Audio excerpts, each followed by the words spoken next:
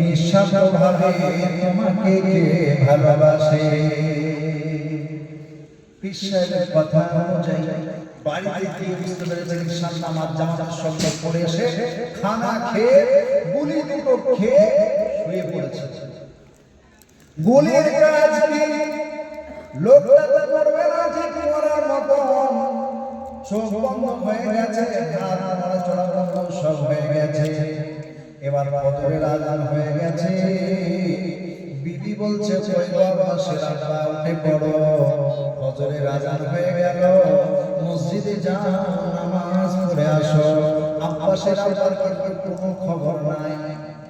আবার কিছুক্ষণ পরে বলছে ওই বাবা সেরাটা উঠে পড়ো, অনেকক্ষণ মসজিদে আযান হয়েছে, কোনো মুসলা শব্দ নাই, চুপচাপ পড়ে আছে মরার মতো।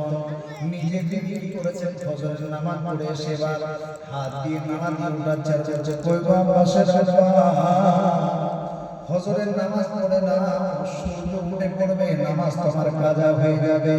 তখন কিন্তু স্বামী নড়াচড়া করে না, চুপচাপ যাওয়ার মতন পড়ে আছে। এবার বারবার ডাকছে, কোনো সারা শব্দ নাই। বিবি মনে মনে ভাবছে শেষ ঘুম আমার স্বামী ঘুমিয়ে গেছে, আর জিন্দেগিতে কোনোদিন উঠবে না। কি গো এরকম ঘটনা ঘটে না? বিবি এবার কান্না করতে শুরু করেছে। পাশে বাবা ছিলেন, তোমরা এসে বলছে কি ব্যাপার বৌমা, ঘরে ঘরে কান্না করো কেন? তখন বলছে, কি বলছে?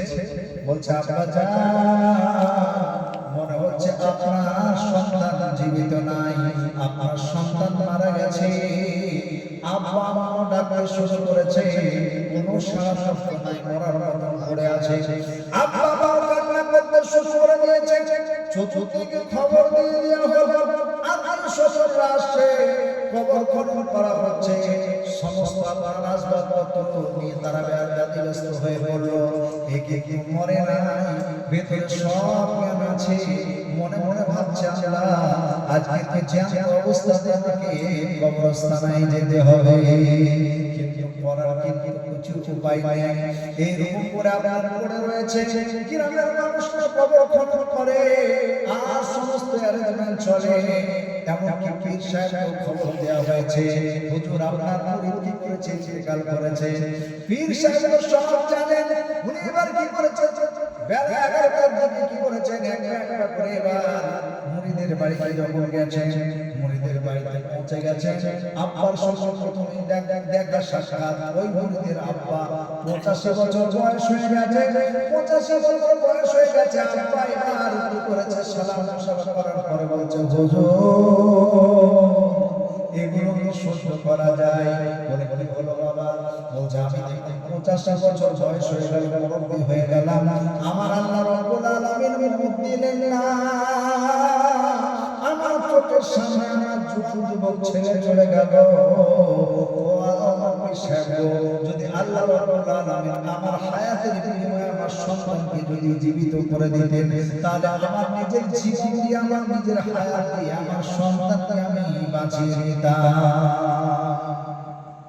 পিসাব বলছে বাবা কান্না করতে হবে না, যার টাকা আসবে তাকে দিতে হবে, কি করবেন এটা আল্লাহ রাব্বুল আলামিনের ফয়সালা।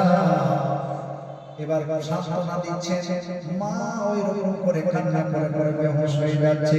আর বিবির কথা তো বলতেই হবে না, বিবি তো চুল ছেড়ে